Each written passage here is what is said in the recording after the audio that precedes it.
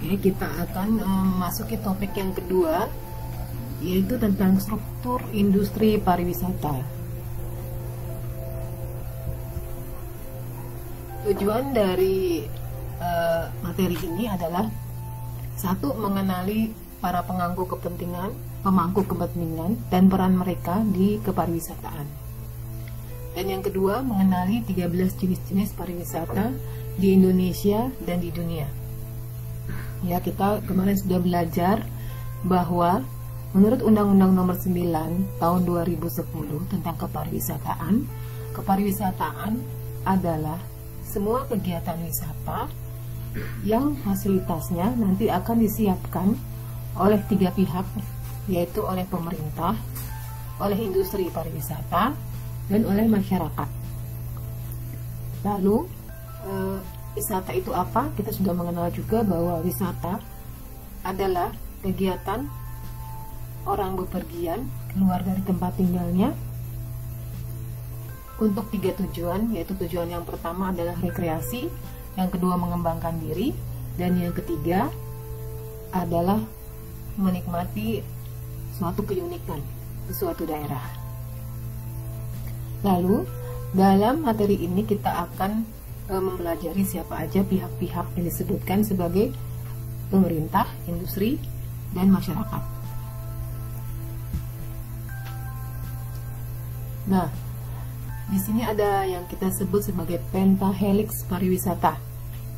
Pentahelix pariwisata ini, ya, diantaranya ada unsur-unsur yang saling bekerja sama untuk bagaimana meningkatkan angka kunjungan. Artinya suksesnya sebuah destinasi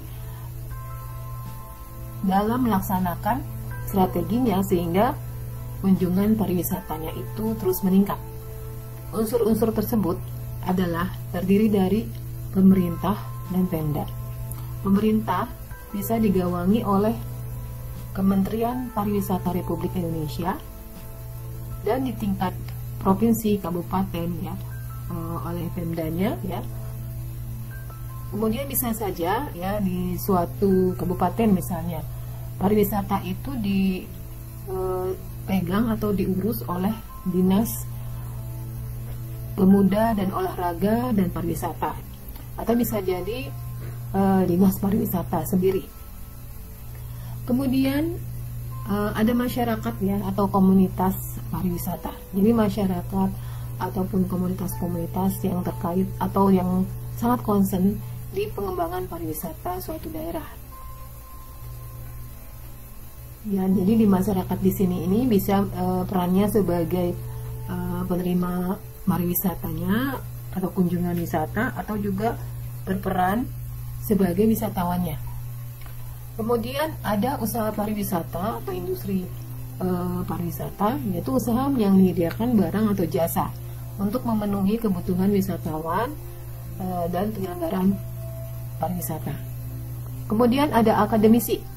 Ya, akademisi tugasnya ngapain sih? Ya, diantaranya akademisi itu punya tugas untuk memberikan pelatihan-pelatihan, yaitu misalnya di suatu daerah, ya, ingin mendirikan homestay, ya, bisa saja nanti akademisi itu memberikan sosialisasi apa itu homestay, kemudian persyaratannya harus seperti apa, sehingga nanti masyarakat bergerak mendirikan homestay sesuai dengan aturan-aturan yang ada.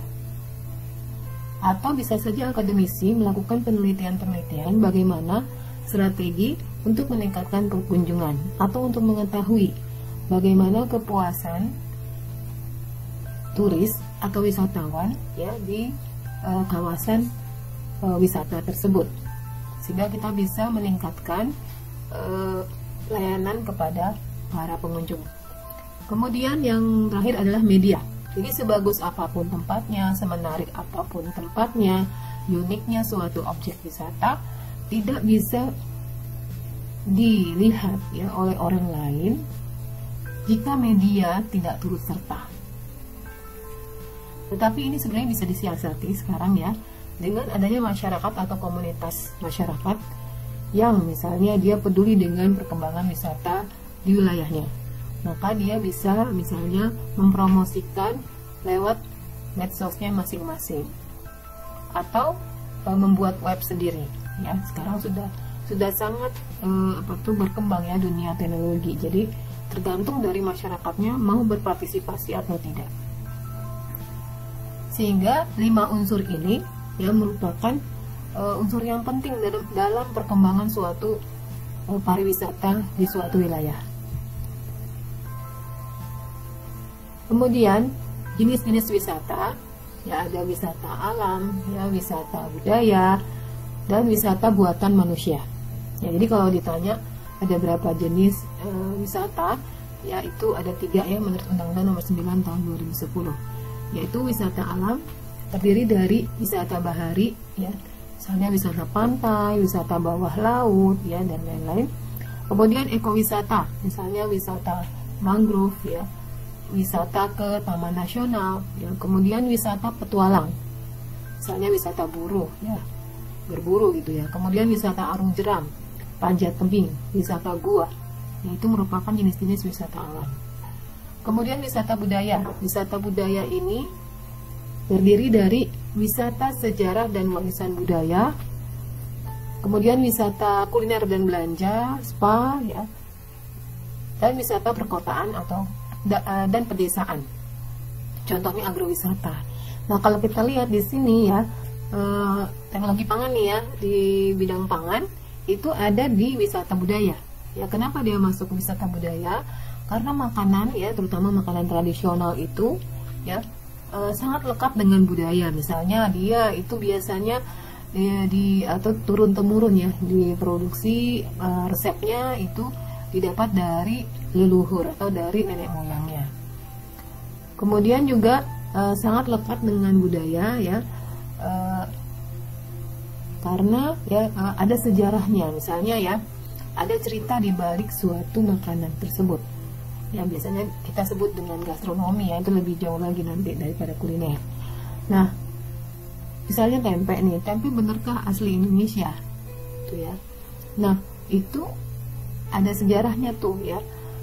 Di dalam Serat Centini II ya dinyatakan di situ dengan latar belakang seperti di Jawa ya. Jadi di sana seperti ada makanan yang diolah dari kedelai, kemudian buat oseng tempe gitu ya, sepertinya waktu itu. Jadi ada bukti otentik bahwa itu adalah miliknya Indonesia gitu ya.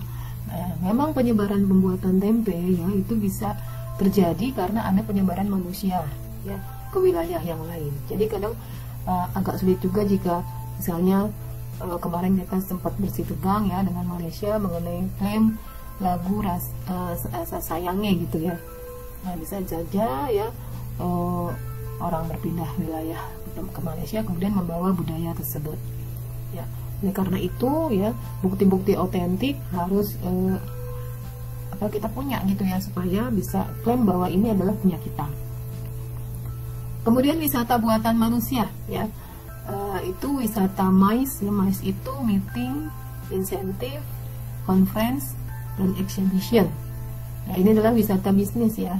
Jadi misalnya orang conference ya, kemudian juga setelah conference dia akan melakukan perjalanan, atau di conference tersebut langsung melakukan wisata untuk pameran gitu ya. Ada pameran-pameran ya. Jadi conference ini biasanya terkait dengan bidang keilmuan ataupun terkait dengan profesi, bisa juga terkait dengan bisnisnya gitu ya. Kemudian wisata olahraga, misalnya orang berpergian ya ke suatu tempat karena ada pertandingan di suatu tempat tersebut, atau dia ingin melakukan olahraga di tempat tersebut, misalnya di Bromo dengan bersepeda. Kemudian ya ada objek wisata terintegrasi ya, yang contohnya itu Ancol ya kalau terintegrasi. Jadi di sana ada objek wisatanya, ada beberapa kegiatan yang berbeda, ada juga tempat makannya gitu ya. Kemudian ada tempat untuk sholat, misalnya kalau mau sholat ada tempat untuk belanjanya. Nah, itu terintegrasi. Nah, itu adalah wisata buatan manusia. Jadi jenis wisata itu ada 3 ya, wisata alam, budaya, dan wisata buatan manusia. Lalu industri pariwisata ya, industri pariwisata atau bidang usaha pariwisata itu ada 13 menurut Undang-Undang Nomor 9 Tahun 2010. Dari mulai daya tarik wisata sampai ke spa Ya, jadi ada apa aja sih?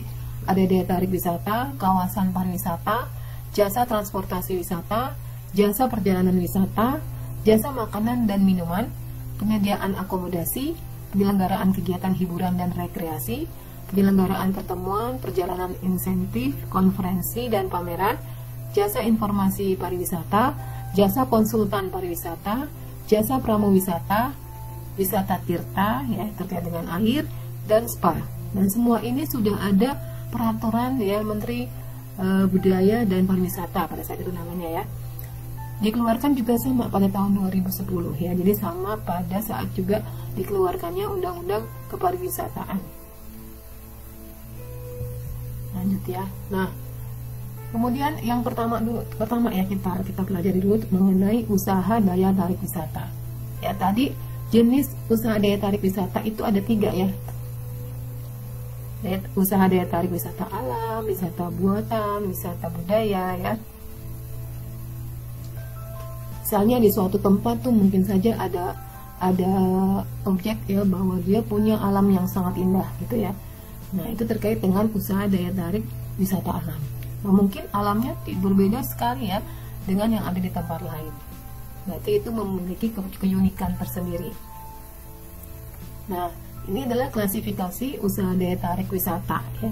Di antaranya, jadi dilihat apakah dia berbayar ataukah free gitu ya.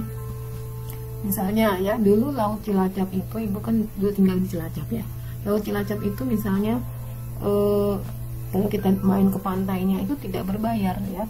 Tetapi sekarang setelah sekitar 10 tahun lebih itu berbayar. Jadi kalau kita masuk itu ada retribusi ya. Nah, berarti kalau sudah berbayar itu biasanya sudah ada pengelolanya ya, karena misalnya di pinggir pantai itu seringkali ya ada sampah yang berserakan ya. Lalu siapa yang mengelola sampahnya? Bagaimana sistem pengelolaan sampahnya? Ya, berarti kan harus ada pengelola ya. Kemudian punya publik apa punya pribadi? Ya contoh ya, sebenarnya kalau yang PT Monas itu kan harusnya punya publik ya, tapi tetap aja berbayar kan ya. Kemudian kalau milik pribadi misalnya, ada yang menyediakan misalnya di Jogja ya, itu ada yang menyediakan museum batik, dia tidak berbayar. Jadi silahkan masyarakat yang ingin menyaksikan ya museum batik itu diperbolehkan asal mengisi buku tamu. Kemudian ya dari skupnya ya itu ada internasional, lokal ya, regional, nasional ya. Kalau regional itu tingkatnya Asia ya. Lanjut ya. Kemudian usaha daya tarik wisata alam.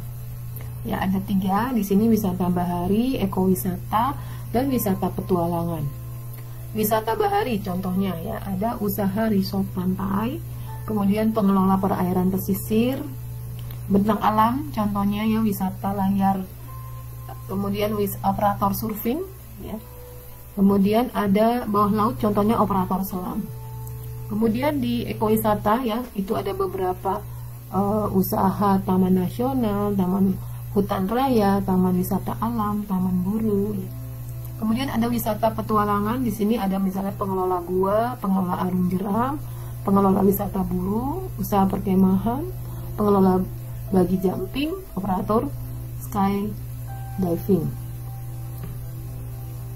Itu ya contoh-contoh dari usaha daya tarik wisata alam yang terbagi menjadi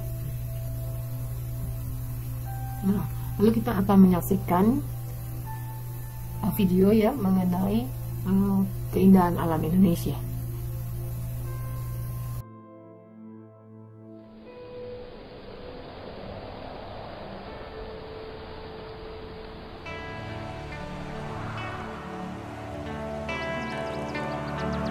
Over 17,000 islands stretching between 2 oceans.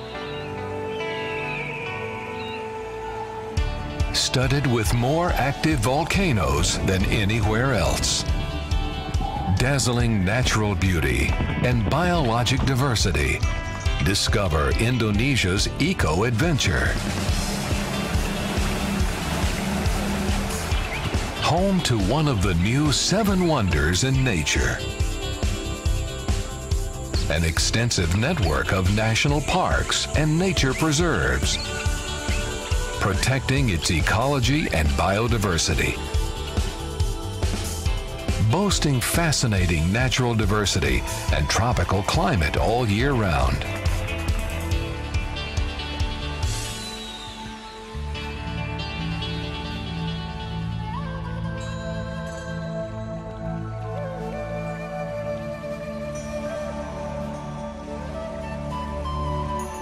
Ecotourism in Indonesia offers a wide range of exciting outdoor recreation.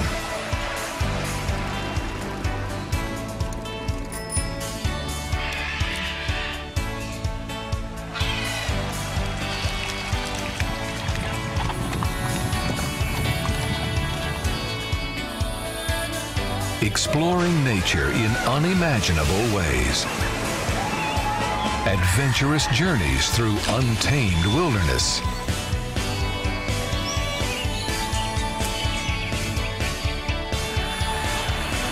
A multitude of opportunities to interact with wildlife in numerous national parks across the country. Home to 28,000 kinds of flowering plants and 300,000 wildlife species.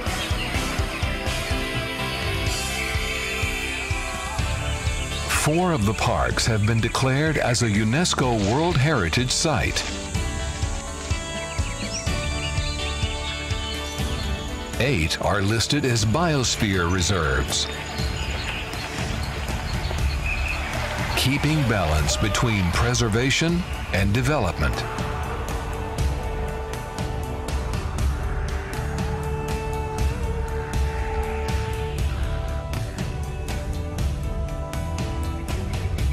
The seascape scenery is as stunningly diverse as the landscape.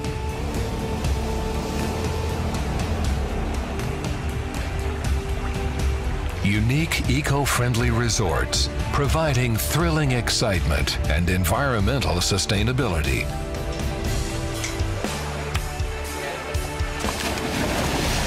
The epicenter of marine biodiversity. More than 600 species of coral, over 3,000 fish species. The natural wonders of Indonesia. Nature and ecotourism. Wonderful Indonesia.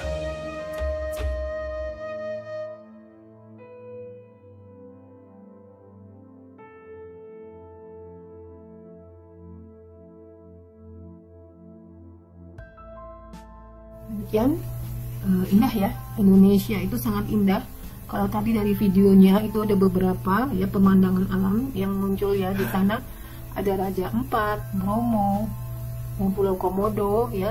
Ada air terjun yang sangat indah. Ya, kemudian ada tadi gambar perpindahan burung-burung ya.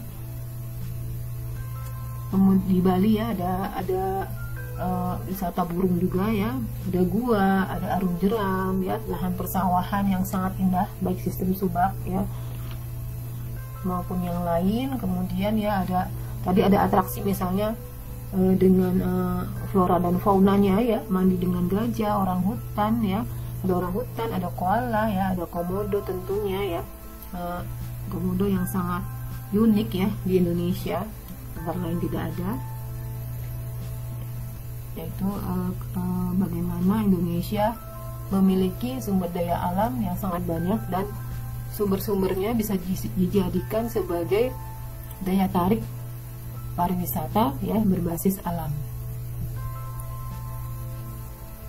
Nah, jadi kalau kita bagi lagi sumbernya dari mana saja sih daya tarik wisata alam tersebut?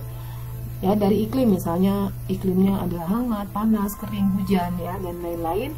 Kemudian keindahan pemandangan seperti gunung, laut, danau, sungai, rawa-rawa, padang pasir, hutan, lembah, petau, bentangan alam dan lain-lain. Flora fauna ya yang tadi ditunjukkan dalam video ya, sangat banyak flora fauna yang ada di Indonesia, mungkin di negara lain nggak ada gitu ya.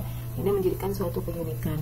Kemudian bentukan alam ya, contohnya gua, geyser ya, stalaktit, stalagmit ya, karst, air terjun ya, nanti kita akan lihat ya contoh-contohnya.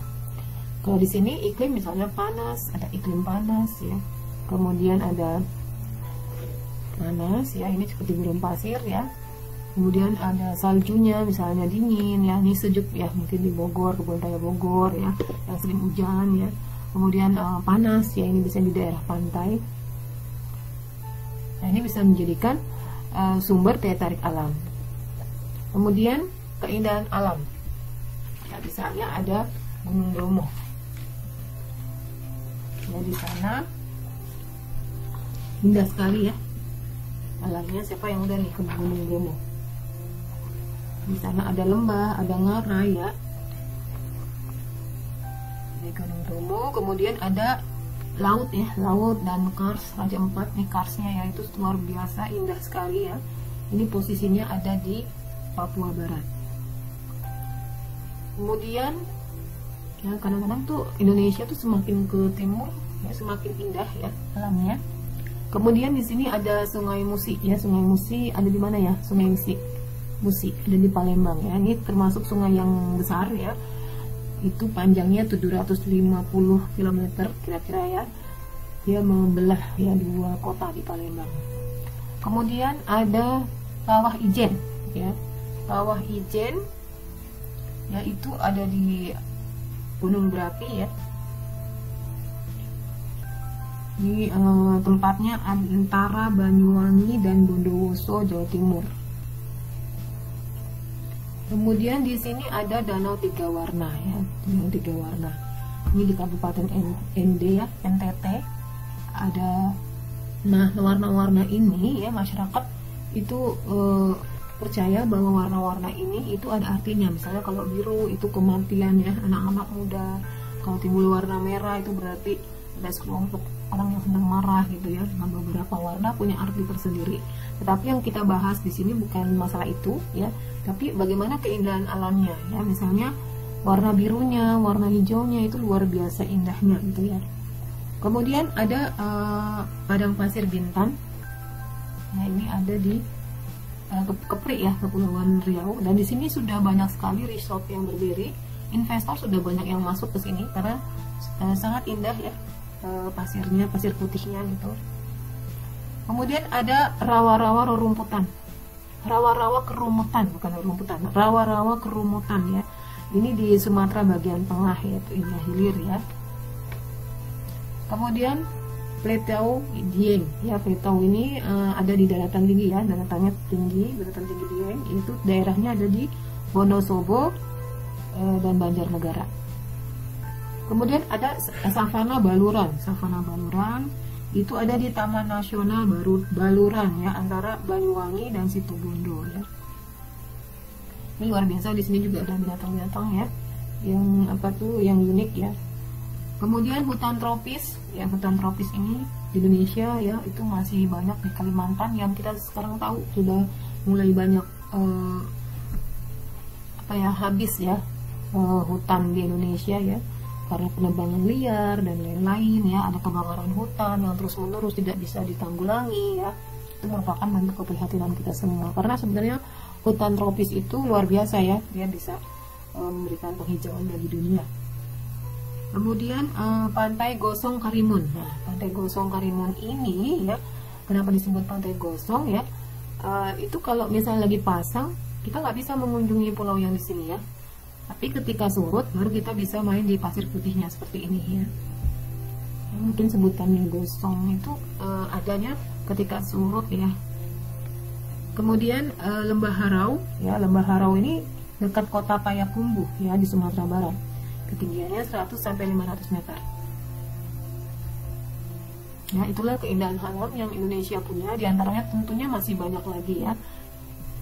Kemudian ada flora dan fauna ya, tadi misalnya di Indonesia Barat, di Indonesia Tengah, Indonesia Timur itu sudah berbeda-beda ya. Misalnya di Indonesia Barat floranya tuh ada harimau Sumatera misalnya ya. Kemudian juga di daerah yang apa tuh Indonesia Timur, misalnya di sini yang terkenal misalnya Cendrawasih ya. Kemudian Indonesia Tengah tuh ada Komodo ya, di NTT ya. Nah, di sini ada misalnya Indonesia Timur punya buah merah ya yang dikenal sebagai antioksidan ya. Ada matoa ya, tumbuh-tumbuhan yang luar biasa ya, yang mungkin tidak dipunyai oleh daerah lain. Nah, ini juga merupakan sumber sebagai daya tarik alam. Kemudian bentukan alam, jadi alam itu bisa saja mempunyai bentukan-bentukan yang luar biasa sehingga memberikan keunikan tersendiri. Ya, misalnya stalaktit dan stalagmit ya. Stalagmit itu biasanya dia dibentuk ya dari ya mineral sekunder ya, atau pengendapan Ca ya, ketemu sama H2O ya dalam bentuk CaCO3, kemudian ketemu dengan air dan ketemu dengan karbon dioksida, sehingga dia nanti tetesan-tetesan itu akan membentuk batu ya, seperti apa ya, tajam-tajam ke bawah seperti itu. Dan kalau stalagmit ya, stalaktit itu lebih kepada dia apa tuh terbentuk karena tetesan air yang jatuh dari atas ya, lama-lama terbentuk seperti apa namanya tuh bentukan-bentukan alam yang luar biasa ya. Kemudian ada Goa Gong ya, Goa Gong itu di Pacitan ya, Jawa Timur. Itu juga sama, ada stalagmitnya ya. Kemudian juga ada geyser Dieng. Dan di sini ada air panas, lumpur panas ya, diakibatkan oleh aktivitas geotermal. Daerahnya itu di Wonosobo dan Banjarnegara. Kemudian ada Green Canyon, ada yang tahu nggak nih Green Canyon? Nah, Green Canyon ini ada di daerah Pangandaran ya. Jadi kita masuk ke apa tuh ke dalam laut ya. Jadi di pinggiran itu kita naik perahu ya, naik perahu, kemudian perahu-perahu kecil, kemudian tebing-tebingnya tuh ada pohon-pohonan yang hijau gitu, indah banget ya, sangat indah. Kemudian nanti kita masuk ke ujung, di sana ada laut lepas ya. Nah, kita sebelum laut lepas kita bisa berenang ya, karena di situ banyak karang-karangnya yang menyebabkan tidak terlalu dalam ya. Jadi kita bisa berenang, tapi hati-hati ya, semakin ke dalam semakin laut lepas di sana. Kemudian ada Gletser ya, Taman Nasional Loren ya, ini ada di Papua ya, ada di Papua. Nah, ini merupakan taman nasional terbesar ya di Asia Tenggara. Kemudian ada air terjun Laguna Bau-Bau, letaknya di Sulawesi Tenggara ya. Nah, ini pancuran ya, atau air terjun terindah di Indonesia mungkin ya. Air terjun itu banyak banget ya di Indonesia ya. Yang dekat aja seperti di Sentul itu ada air terjun yang kecil-kecil ya. Nah, ini yang besar, yang katanya paling besar ya.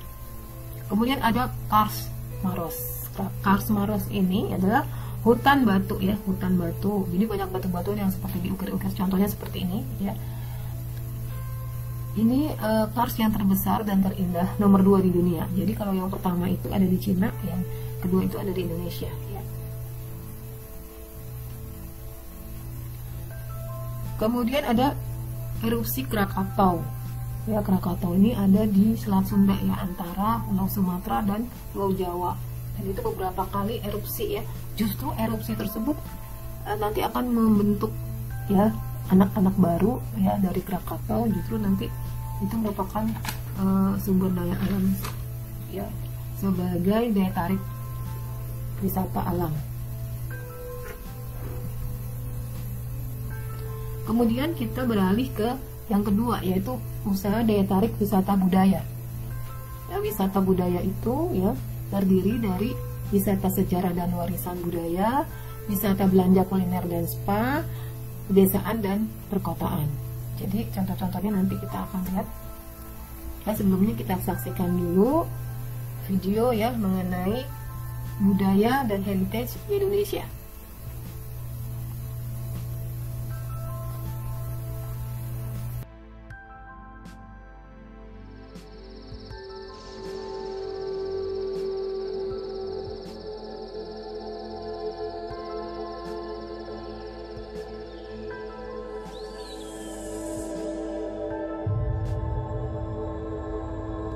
For thousands of years, people have cherished the many wonders of these enchanted islands,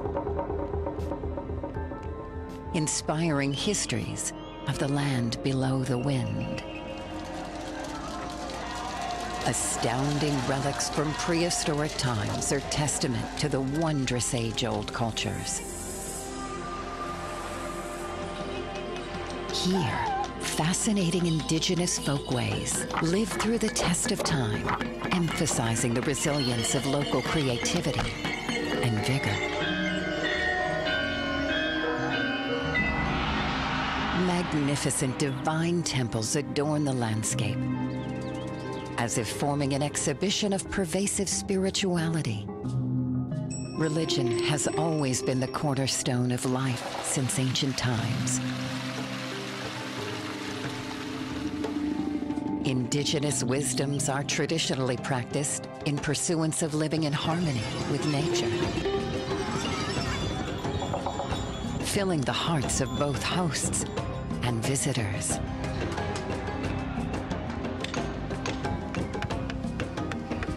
Funeral rites is a festivity, as much as it is a celebration of life, an occasion to gather family members from all over the world. Rich architectural heritage, shaped by diverse cultural, historical, and geographical influences, recognized as one of Indonesia's true national treasures.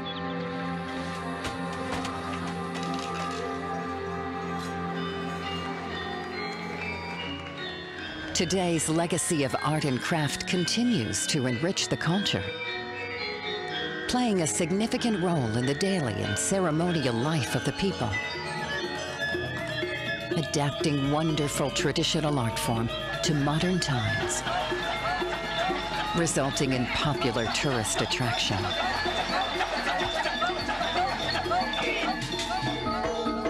Keeping remarkable folk artistic expression alive.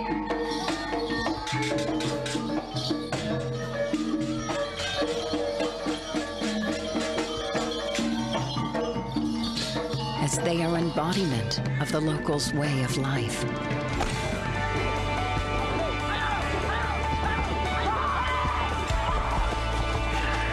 Astounding cultural and historical diversity, where various cultures have crossed paths for many centuries.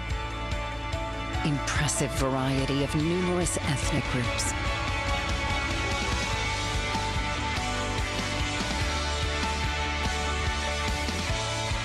An interwoven history of Indonesia's beautiful diversity. Cultural history unfolds in the landscape.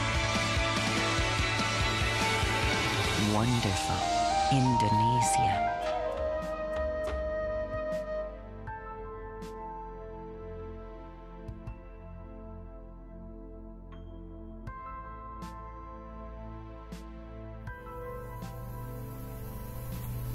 Ya, demikian ya, budaya dan heritage di Indonesia itu sangat banyak ya.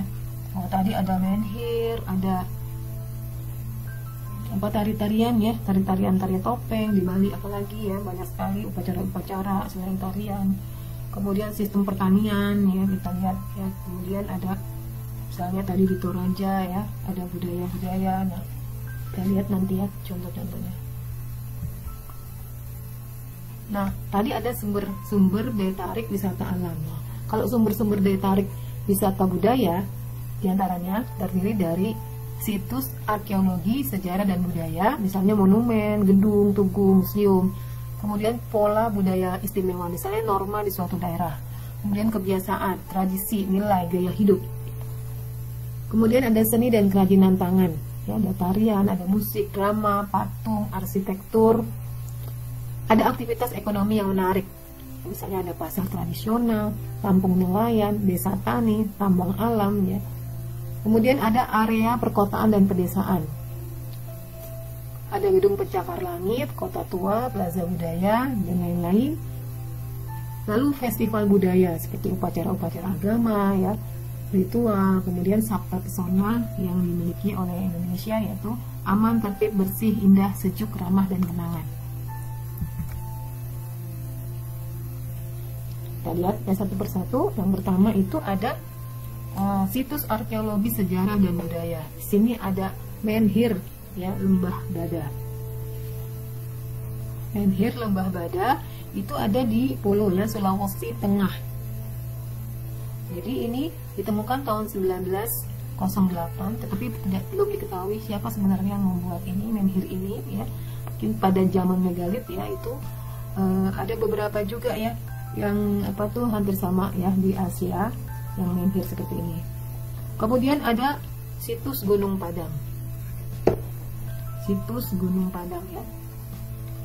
Ini ada di Cianjur dan Sukabumi. Kemudian ada Buddha Tidur Trowulan.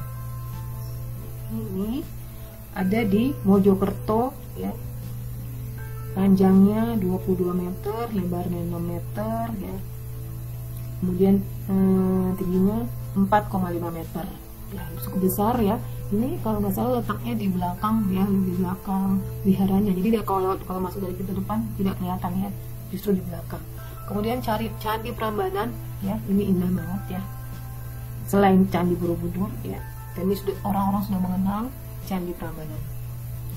Kemudian ada kuil, Gedung Merdeka Baru, ya, ada Gedung Merdeka Baru. Ini ada sejarahnya, yaitu pada saat konferensi Asia Afrika pertama yang membentukkan negara-negara non-blok tahun 1955. Kemudian ada kuil, ya, tadi, ya, kuil Sampokong, ya. Ini adalah persinggahan pertama, ya, Cheng Ho, ya, ke Indonesia, ya. Tetapi walaupun Cheng Ho akhirnya menganut agama Islam, ya, tapi patungnya, ya, masih ada di kuil ini, ya, sebagai penghormatan. Ya, ditemukan yang pertama yang ditemukan ada, ya, di sana bacaan marilah mengeningkan cipta dengan bacaan Al-Quran,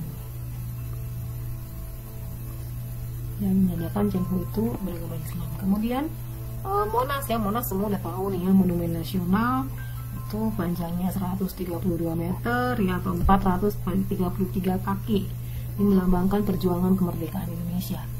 Kemudian siapa yang nggak tahu ya dengan masjid ini?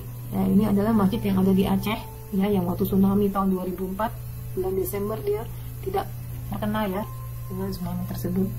Ya, ini melambangkan agama, budaya, semangat, kekuatan, dan perjuangan nasional masyarakat Aceh. Ya, ini merupakan sumber-sumber situs arkeolog, sejarah, dan budaya yang bisa dijadikan daya tarik wisata budaya. Lalu pola budaya, misalnya ada di sini di Toraja itu ada Rambu Solo, ya, Toraja ada di Sulawesi Selatan, ya. Jadi di sana ada kepercayaan, ya, ketika orang meninggal itu mereka adalah sakit. Jadi mereka itu setelah meninggal jenazahnya itu tidak dikubur tapi diletakkan, ya, diberi kain, ditutup kain, lalu diletakkan di rumah-rumah leluhur. Lalu mereka keluarganya akan mengumpulkan uang untuk mengadakan upacara Rambu Solo ini, ya, karena mereka harus mengantarkan si sakit tadi, ya, ke tempat yang tenang gitu, ya, yang akhirnya nanti ditanam di tebing-tebing. Nah, upacara ini terkenal sangat mahal, ya, karena harus menyiapkan kerbau. Kemudian juga ada kerbaunya tuh ada dibagi dua, ya, kerbau yang istimewa dan kerbau yang biasa, ya. Bagi jumlah kerbau maupun babi yang disiapkan, ya, itu tergantung dari hastanya masing-masing keluarganya. Ada yang bangsawan, ada yang menengah, dan ada yang di bawah, gitu, ya. Misalnya untuk yang bangsawan, ya, dia harus menyiapkan kerbaunya aja, kerbau yang biasa itu sampai 100, ya, bisa sampai 124 sampai 100. Ya, harganya aja berapa, ya, satunya, ya. Jadi luar biasa, ya. Kadang-kadang itu agak lama dari jenazah meninggal sampai mengadakan upacara ini karena keluarganya harus mengumpulkan uang terlebih dahulu. Kemudian tadi kalau di video, ya, itu ada pembuatan patung-patungnya, ya. Patung-patung orangnya itu nanti diletakkan di tebing-tebingnya, dan tergantung juga nanti patungnya. Kalau misalnya patung bangsawan, dia akan diletakkan di bagian yang lebih tinggi. Kemudian ada yang namanya Karapan Sapi di Madura. Nah, ini biasanya dilaksanakan setiap tahun, ya, Karapan Sapi. Kemudian ada Imlek dan Cagome, ya, Cagome ini tahun baru Cina, ya, biasanya dilaksanakan tiap tahun. Nah, ini ada Tabwik, ya, upacara Tabwik di Sumatera Barat. Ini juga dilaksanakan tahunan. Kemudian ada Pasola di Sumba ya. Jadi kalau ada filmnya itu tadi, videonya itu ada pasukan dua ya, dua pasukan atau dua kelompok ya. Jadi mempertontonkan keahlian untuk menggunakan senjata ya, tombak ya. Ataupun lembing ya, namanya melempar lembing ya, melempar lembing dari bambu.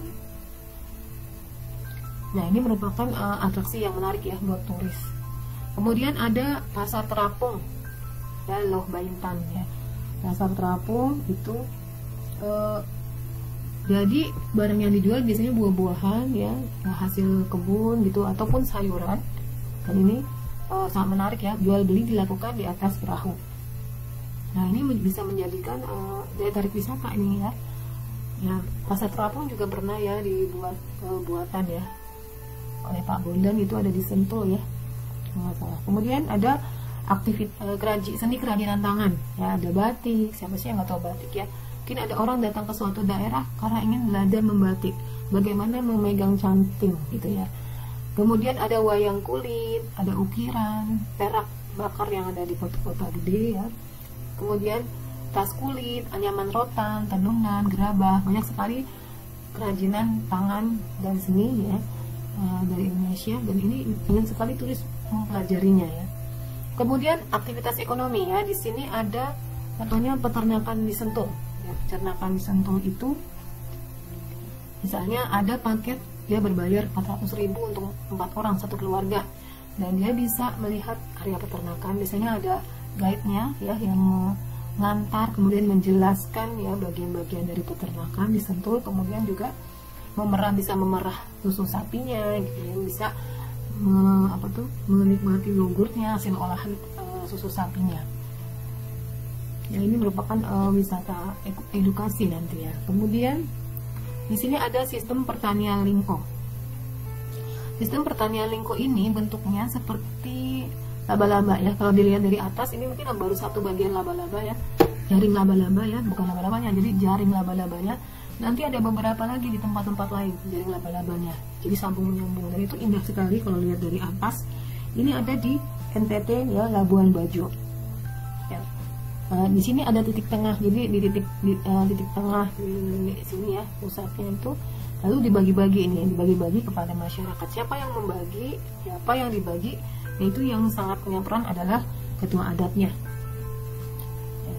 Kemudian pasar batik ya, pasar batik mungkin yang di daerah Solo yang paling terkenal ya, pasar Klewer. Di Jogja juga banyak ya pasar batik, ada di Malioboro tuh ada pusat-pusat batik ya.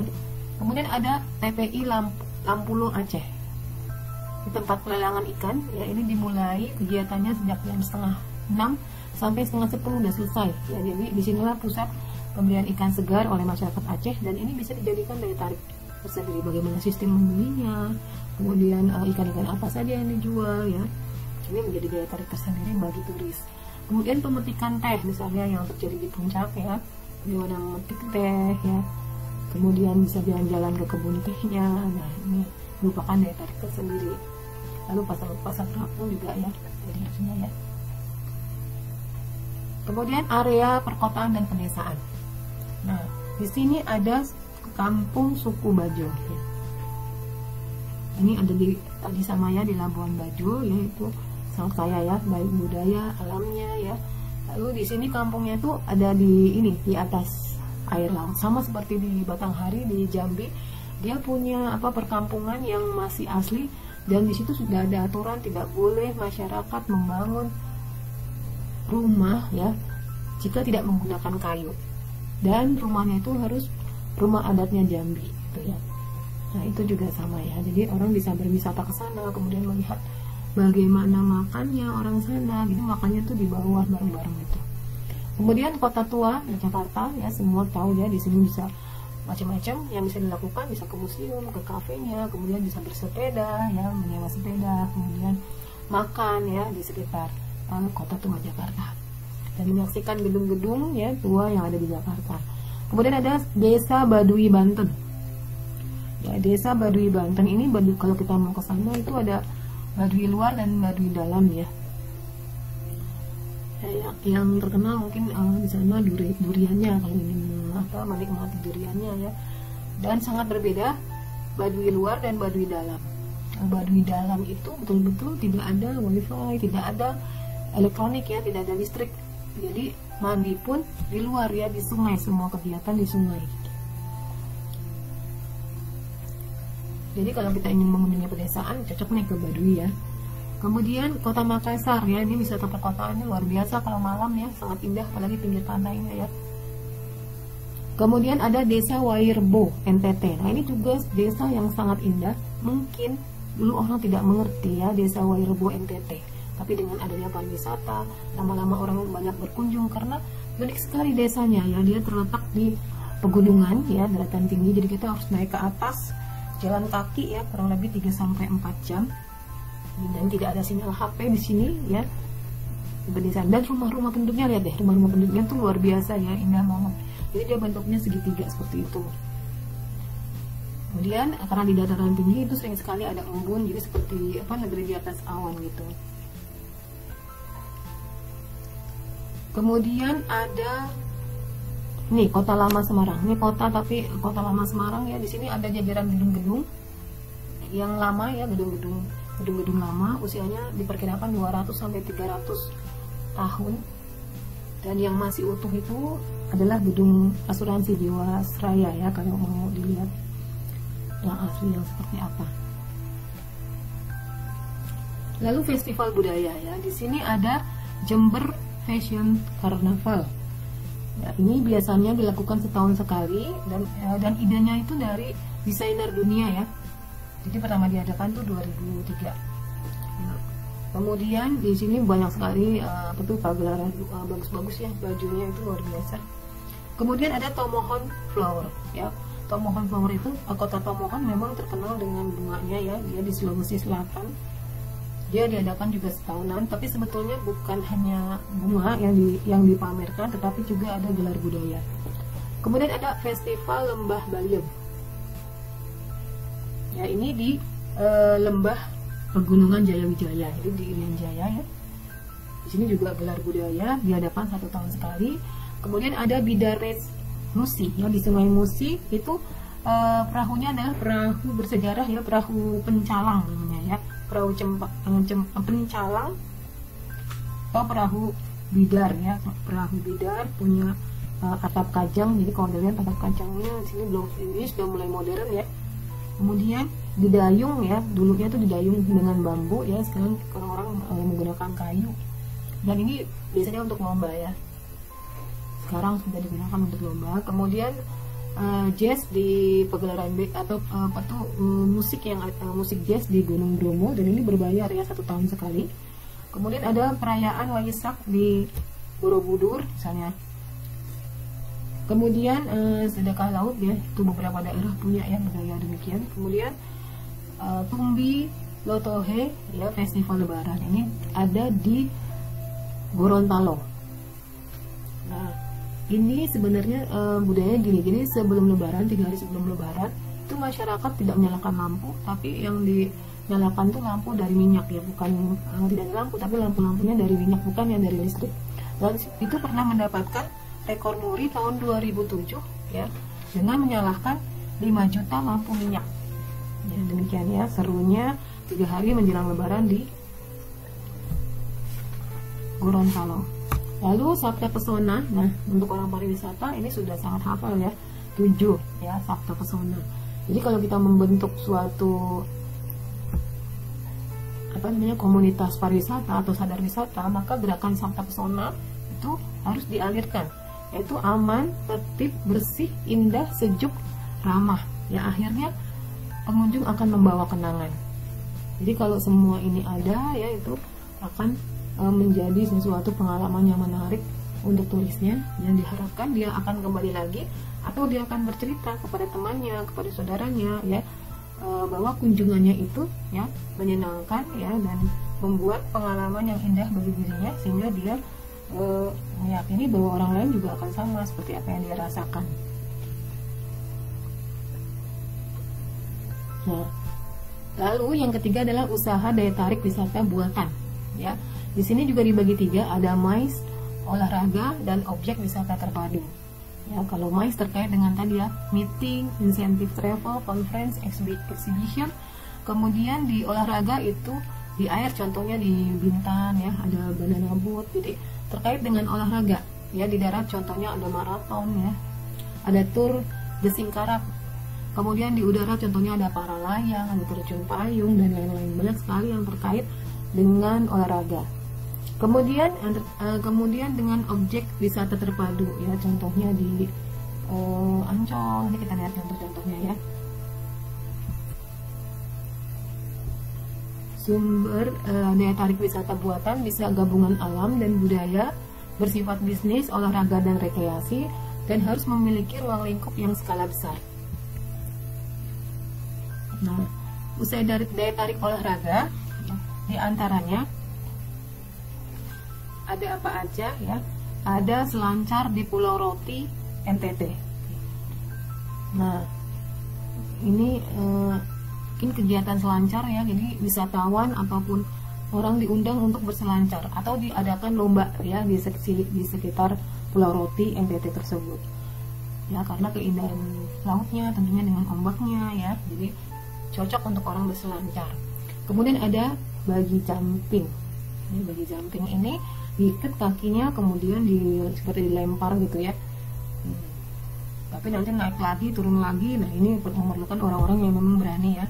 Ini banyak sekali di Seminyak ya, Bali yang paling terkenal ya. Kemudian di jembatan-jembatan ya, beberapa biasa dijadikan ini ya, bagi jumping. Kemudian sepeda gunung misalnya terjadi di Bromo ya. Jadi naik gunung ya, kemudian ke sawah-sawah ya, ke ilalang dan sebagainya ya.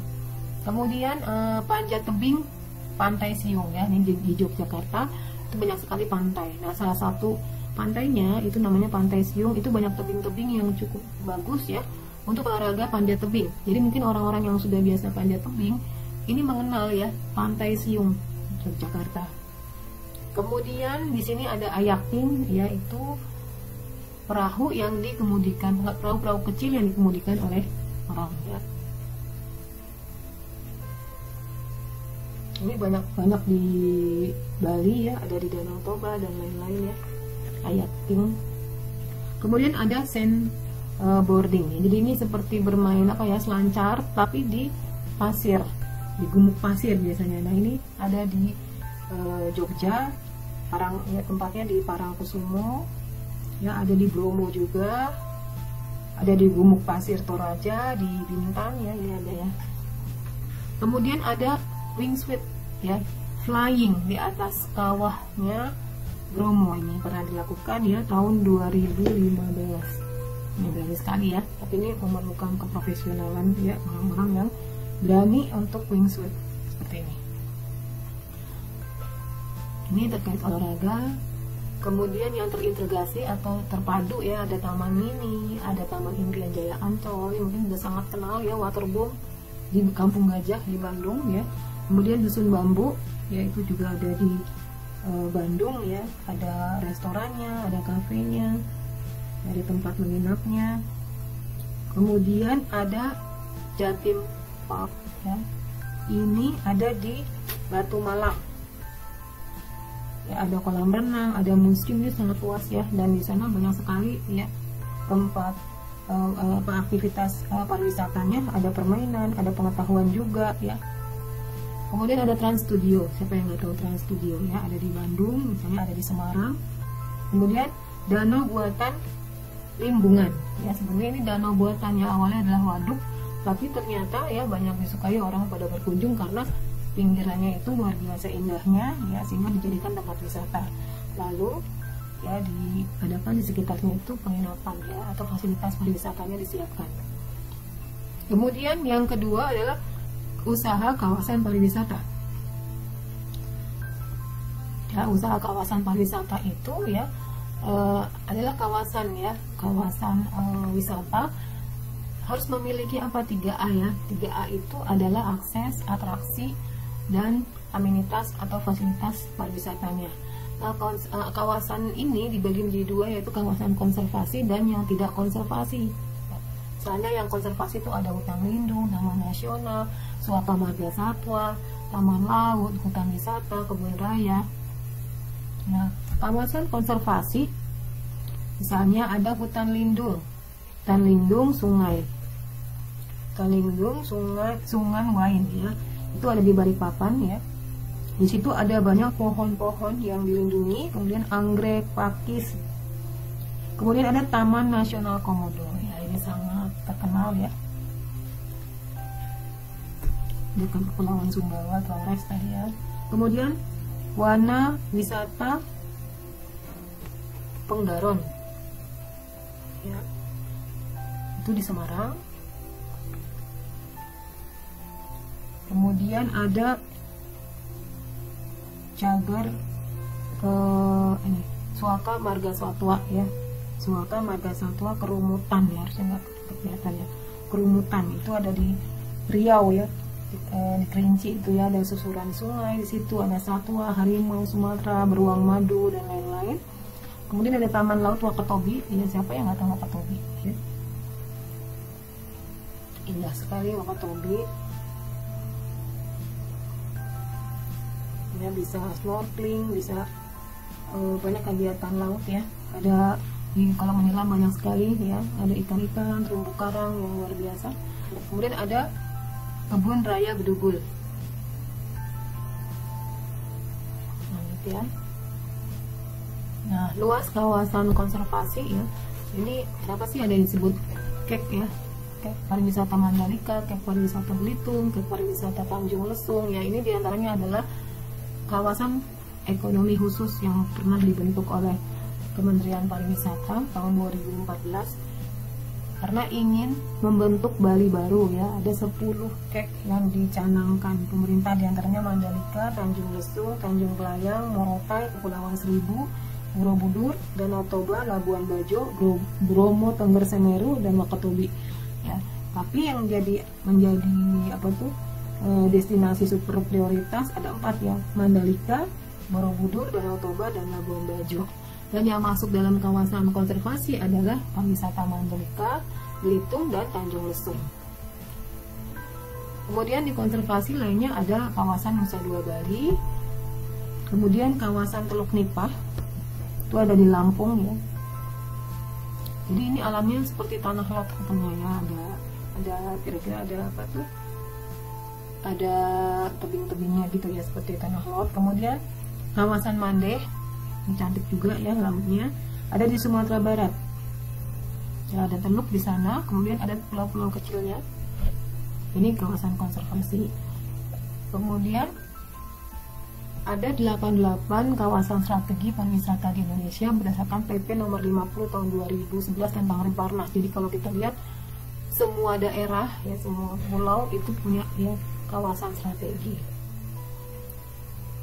untuk diprioritaskan dalam pembangunan pariwisata ya, biasanya terkait sama alam dan budaya ya. Nah, sampai di sini dulu tentang topik 2, yaitu struktur industri pariwisata.